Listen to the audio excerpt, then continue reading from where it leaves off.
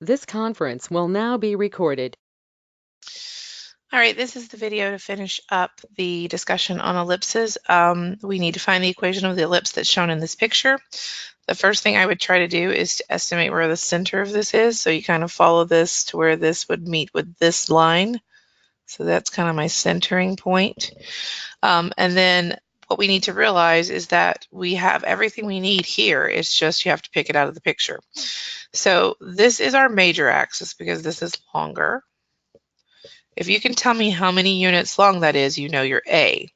So notice this is counting a little different. Don't count by ones here. This is actually, here's 1. So this is 1, 2, 3, 4. So this has an A length of 4. So that means A squared, which is what we use in our formula, is 16. And that's the major axis. So that's major axis information, and it's in the Y direction, up and down. Okay, then we want to look at the minor axis length, which again, they're counting kind of, it looks like we're counting by ones, but we're actually counting by 2 every spot.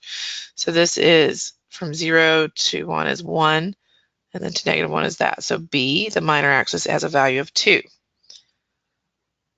And it's in the X direction. So B squared is 4. Okay, the only other thing you need to know is your center point. So my center point is, this has a value of 1 and then negative 2. So our formula is going to be x minus h, since we're not centered at 0, 0, over something, plus y minus k squared over something equals 1. The reason I just said something is you need to know which one is a squared and which one is b squared. So remember, the minor axis was with the x direction, so that's b squared. The major axis was the y direction. So this is a case where y is bigger. So this would be x minus 1 squared over 4 plus y plus 2, because it's minus a negative 2, over 16 equals 1. So there's the equation for that one. Okay, for this last page, we just need to find the equations for each of these based on the information that they provided us with. Excuse me. So the first thing they tell us in this first one is that the vertices are plus or minus 8, 0. That tells you that it's in the x direction because it's an x-intercept. And it also tells you your a squared, because a squared is always related to the vertices. B squared is related to the co-vertices. So that would be 8 squared, which would be 64. The foci is 5, and that's also x direction, which foci should always match the vertices. So that means c squared is 25. Now we had a formula that related foci to the two co-vertices squared part and the vertices squared part. So it was a squared minus b squared. So we can solve for b squared using this formula. So this is 25 equals 64 minus b squared. Subtract over the 64 and get negative 39 equals negative b squared. Divide by negative 1, and we know that b squared is 39. And since these are centered at the origin, that means we know our formula is x squared and then a plus y squared equal to 1 because it's an ellipse. And we just have to make sure we put the right number under the right fraction. So the vertices are the a squared, and that goes in the x direction. So 64 goes under here. The b squared we found goes under the y squared. So there's our formula. For this one, we have the foci is plus or minus 4, and it's in the y direction this time. So that means our a squared is going to go under our y. So this is c squared is 16. So that's what I know about that. They gave me some other information. They said me the minor axis had a length of 4. But see, the minor axis is not related to the foci. It's in the other direction. So that means our minor axis is an x direction, and it's got a whole length of 4.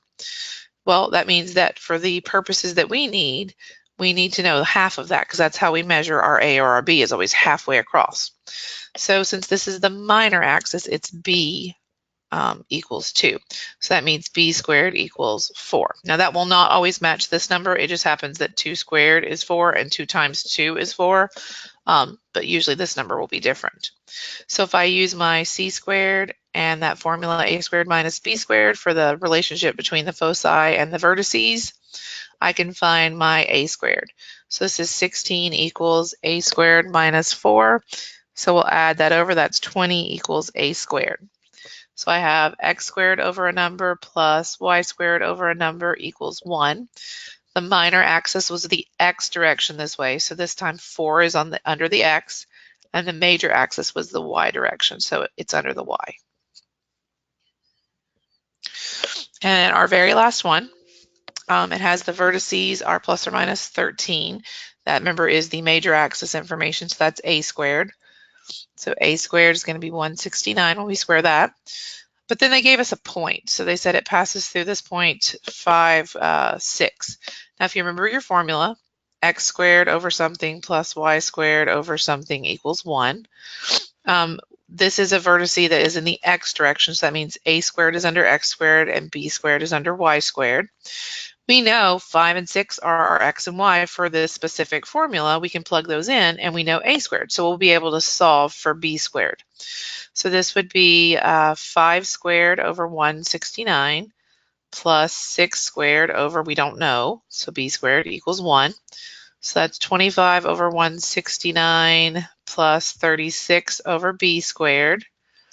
We would subtract the 25 over 169 over, and you need a common denominator here, so you need 169 over 169. And we would subtract that 25 from the 169 on the first fraction. So that's 144 over 169 equals 36 over b squared. You want to cross multiply there, so that's 144 b squared, sorry, I'm running out of room, equals 36 times 169. Divide both by 144 eventually. So let's see what that works out to. So sometimes it will not work out to a nice number, so we might want to reduce it. So I'm going to show you that. If I multiply this out and then try to divide by 144, I get a decimal. We do not allow for that. So you need to look and see if 36 and 144 reduce first, because usually that will happen. So yeah, this goes into this 4 times. So b squared is 169 over 4. Okay, so this is one of those interesting answers. So my formula is x squared over the 169 plus y squared over 169 over 4 equals 1. You're not allowed to leave a little fraction in your final answer, so we times the top and bottom of this by 4. That's how you sometimes get a number on top.